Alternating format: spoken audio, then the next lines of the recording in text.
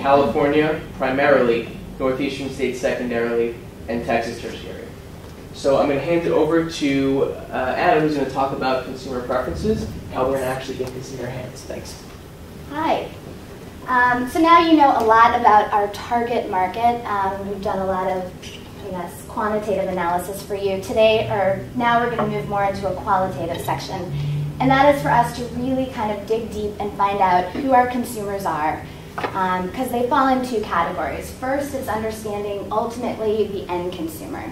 But for us, the people who are going to be buying the product from ClimateWell and Plug Power, those are going to be your energy solutions providers, and they fall into a couple categories. Those are your architects, contractors, property management companies, green building companies. And so what we did is we really wanted to do some research and build a database of information based on the regions that we've explored so that our company can come in and really have access to who these people are. So what we started with was looking at specific associations and certifications that would help us target distributors who do already have an interest in green building and green conscious product adoption. So we looked at a list of distributors from the Green Mechanical Council and the Building Performance Institute. Built a database. We have over 80 distributors in our list, and we really got some great information from them. Someone who we spoke with at great depth, James Wright. He's the founder of Net Zero Energy Architects. He has a very specific niche. He builds luxury high-end homes in Beverly Hills, which is a great market for us. And he really believes that fuel cell technology is so far on the cutting edge that they can really help California hit this zero electricity energy production by 2020. Dennis Perry is someone else that we spoke with. He's the owner of an HVAC contracting firm. For him, he thinks that the technology can even go beyond the cooling component and potentially can offer power, heating, cooling, and some humidity control for some of his commercial clients. We did speak with a few end consumers. Phil Feldman is someone that we really think represents our ideal end user.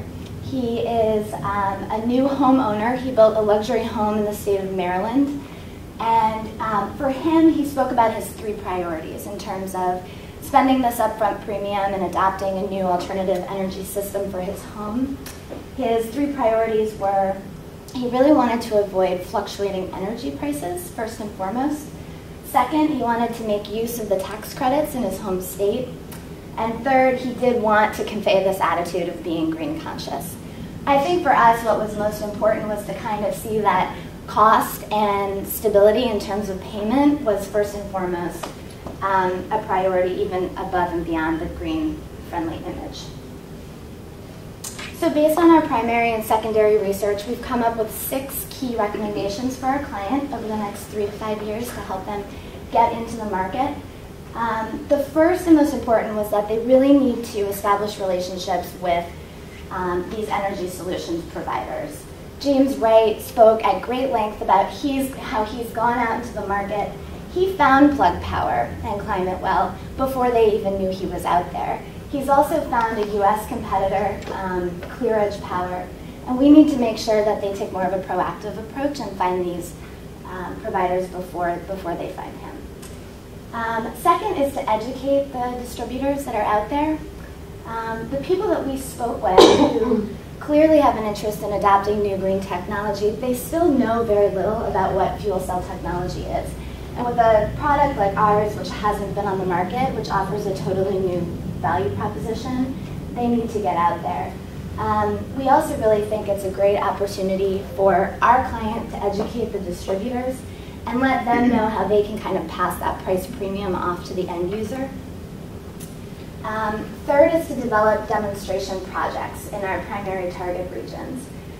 We found that with some of our clients, or some of the people we've spoken with, even if they've found potential end users who are willing to pay that price premium, what they're not comfortable with is not knowing the true results and performance of the product. So until you get a model out there that they can see, visualize, and you really have some results, that's going to be the next challenge, even if you have people willing to pay top dollar. Fourth is implementing a non-market strategy. This is going back to what we talked about a little bit with state incentives. They're out there, specifically in the regions we're looking for, but they are, at this point, more focused on the commercial market. So we really are advocating that our client kind of get in and be part of the process of expanding these incentives into the residential market. Michael Monica, who we spoke with, he was saying just this year, he owns a business in New Jersey. They cut the state rebate in half, and his phones have stopped ringing in terms of new production. So he himself isn't even going to go out and build new product lines until the state incentives change. Fifth is to offer innovative financing options. Anything you can do to reduce the high upfront costs, that's going to be, at this point, imperative for both our distributors and our end consumers. And finally, we thought that creating a warranty program would be pretty imperative until you know really what the life cycle is of the product, what the maintenance costs are going to be. I think it's a really good idea to kind of build a warranty program, put it in place, kind of take it above and beyond what the competitors on the market are doing, and really build some consumer confidence there. So Rachel's going to come and summarize what we've talked to you about today. Thanks. Thank you. So what does all of this mean? We heard Tasha talk about, she outlined the competitive landscape. Erin went into depth about our market sizing analysis, and Anna finished off with information on who we feel is our target end consumer. So we feel taking all of these things together, there is significant revenue potential for Genesis Ice in the US market. We calculated using a 1% market adoption rate of our entire target market that over the next 3 to 5 years, Genesis Ice has $820 million in revenue potential in the US market. And again, this number is absent of those state incentives. So if they do really get a good non-market strategy and help to lobby for greater state incentives, this could significantly go up. So with that, on behalf of the whole team, I'd really like to thank you for your time today, and we would be happy to open up the floor for questions. Thank you.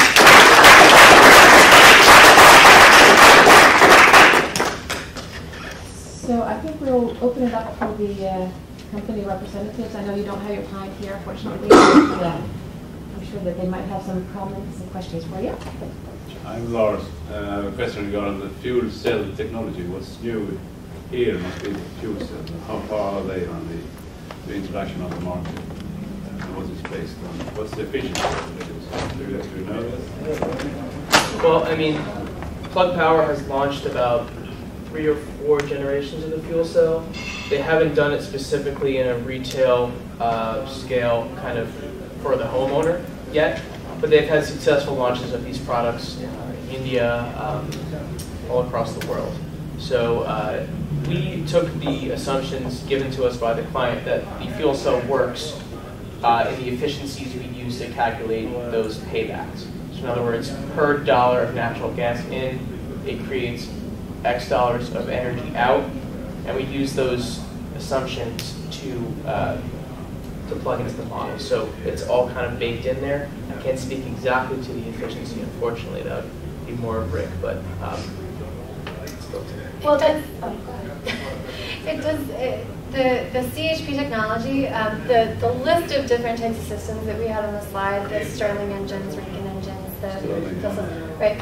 They each have kind of their own positives and negatives. You know, some are much cheaper to produce. The fuel cell technology is pretty advanced, and as Erin mentioned, Plug Power, and this is one of the reasons that the partnership is so important. Plug Power does have a stake in the U.S. market, not necessarily in the residential market yet, but they have seen pretty big success, I think, in working in that non-market sort of environment that Anna mentioned with commercial systems. So they do have this out on the market, but it depends, and the fuel